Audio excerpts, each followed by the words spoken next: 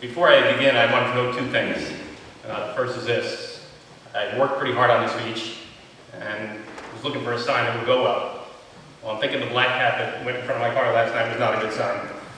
And secondly, and please do with this what you want, I am the school photographer, and I have hundreds of shots of each of you, some that you may or may not want colleges to see on our Facebook page. So if at the end of the speech you feel compelled to give me a large round of applause, or even better yet, a standing ovation, I wouldn't be opposed. It's very hard for me to understand why I'm up here today, as over the years many a storied teacher along a gracious lectern to tell stories of inspiration and hardship, of struggles and successes. And yet today, for some reason, the lowly school photographer has been asked to impart wisdom. Must be a slow week for chapel speakers. I know you've probably all seen me in the corner, dutifully filming week after week. But what you don't know is that once in a while you might catch me shedding a tear when a speaker hits home with me. Now, don't get too excited, I cry at everything. To this day, my wife proofs on me that I cried at the end of Toy Story. But I also cry at important things, like the Yankees losing and the Red Sox winning. But I did shed a tear a few weeks back when Mr. Jones showed that movie, The Line, about poverty in America. Because the guy in the film, John, also my name, was going through some of the same things I had gone through in my life in the not-too-distant past. And after chapel, I offhanded to mention to Reverend Hall that this story was kind of my life story. He asked me to share with you here today, and I couldn't say no. Now, don't get me wrong, I take my task today very seriously. When I was asked to give this chapel talk, I decided to prepare with the same intensity many of you have devoted to an important term paper. So late last night, I began. I drank 2 cans of Red Bull, ate a few Hot Pockets, played a few hours of Grand Theft Auto, and then fired up my brother. I think Wikipedia put it best when it said, Salisbury School is an all-boys school in Northwest Connecticut. Thank you, and have a good day. I'm a loser. Will it really matter if I'm gone? There's no way forward. I give up. These are my thoughts as I got off the train in Grand Central on the 4th of April, 2011. Now, they always say you should start to worry when someone has a plan. But anyone who knows me knows I'm not much of a planner, and I tend to do things at the spur of the moment. But that electrified third rail seemed like quite a good option at the time, and I don't know if my mother was looking down at me or the fact that 10,000 people were praying for me, but just the fact that my buddy was a Metro North conductor and he'd be really pissed if I made his train late. But somehow I walked up the ramp and went outside and made a vow to get my life together. Have you ever seen that poem, Footsteps in the Sand? There's always 2 sets of footsteps, one for you and one for Jesus as you make your way through life. And then during the hardest times, there's only 1 set of footprints. And those are the times that Jesus carried you. Well, I think the J-Man had a different plan for me. Wanted to teach me a lesson in Salisbury's Word of the Year, resilience. Because quite frankly, the beach I was walking on, the sand was deep, and for a long time the only one walking on it was me. You see, for 2 solid years, since April 2009, I was going through my own personal hell. My business, which I had started 5 years prior, was going down the tubes with the rest of the economy. I was headed toward Chapter 7 with my personal finances. I was losing my house, my cars, my mind. Worse yet, the combined stress of doing a number on my marriage and my family. Now, I don't want you to think my wife is some kind of gold digger, hardly. She's from rural Maine and was content when I bought her a house that had indoor plumbing. But over the years, we eventually got to live a decent middle-class life. So this situation was on me, not her. She supported me through all the good and bad times. But now, with the credit card constantly declining at the grocery store, and the heating oil running low at home, she went into protection mode and was trying to protect herself, her kids, her sanity. Worse yet for her, let's face it, I'm not Magic Mike. I think she fell in love with my sense of humor was a distant memory, as most days I was not exactly a load of fun to be around. So this was my existence for the next few years. There was talk of divorce, and I guess there's an odd way. I lucked out in the end, since neither of us could really afford it. There were plenty of nights on the couch and in separate bedrooms. In my heart of hearts, I knew she still loved me, but she didn't love who I'd become. I needed to get back to who I was at heart.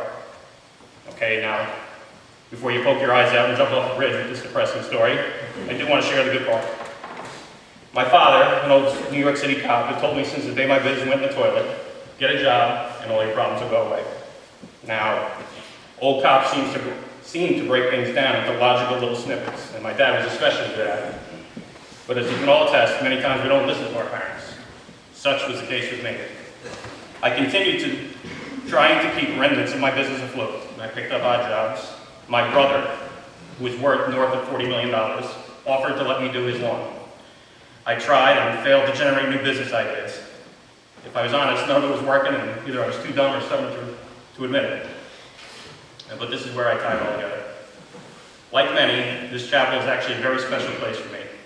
Because in May 2011, with $20 in my pocket and dressed in some clothes from that thrift shop down the road, I sat outside waiting.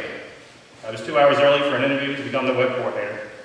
I would have been here earlier, but the GPS gave out at the intersection of 41 and 44, and I sat in the parking lot of Hoskins for another hour, thinking, wow, Salisbury's huge and they have a pool. You see, my wife had seen the job posting in our local paper, and I threw together my resume and got lucky to score an interview. Now, she had gone off to Maine to stay with her mother for the summer, and she and I weren't speaking very often, if at all those days. I did well at the interview and was offered the job. I was to start on August 1st, 2011. I never told my wife I got the job because I had begun planning, sadly, a life without her. Who am I kidding? I did it to be a jerk. That's what married people do to each other when they fight. When she came home from Maine that summer, a mutual friend was over at the house and asked me when I started the new job. My wife turned to me and said, "You got that job?"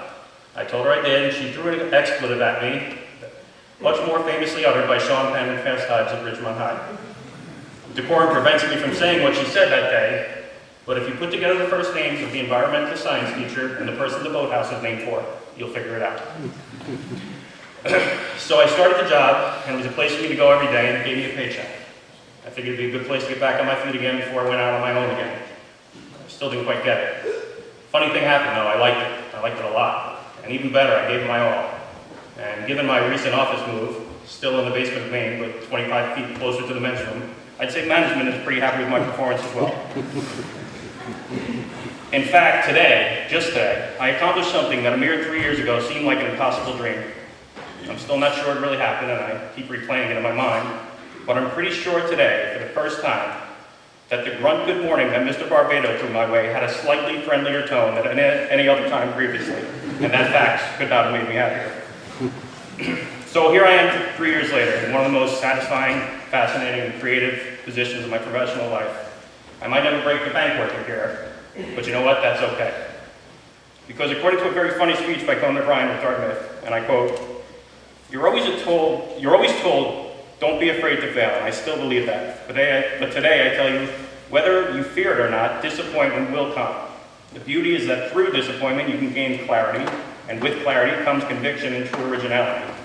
There are few things more liberating in this life than having your worst fear realized. I went to college with so many people that prided themselves on knowing exactly who they were and exactly where they were going. At Harvard, 5 different guys in my class told me that one day they would be president of the United States. 4 of them were later killed in motel shootouts. The other one briefly hosted Blues Clues before dying senselessly in yet another motel shootout. Your path at 17 won't be your path at 37 or 47. One's dream is constantly evolving, rising and falling, changing course. I'm here to tell you that whatever you think your dream is now, it will probably change, end quote. I'm reminded of this fact each and every day as I walk around the hilltop. And side note, I don't mean to step over Mr. Will's toes, but here's my own fun fact of the day. According to the National Association of Boarding Schools, there are 342 schools known as the Hilltop in Connecticut. That said, this hilltop, our hilltop, is the best of them all. Not because of its physical beauty, which there's so much, or not because of grand buildings.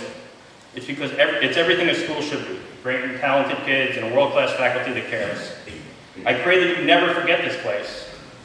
But it's sort of a wasted effort since I know you never will forget this place. In fact, the minute you graduate, the fundraising department will be on your tail until the day you die.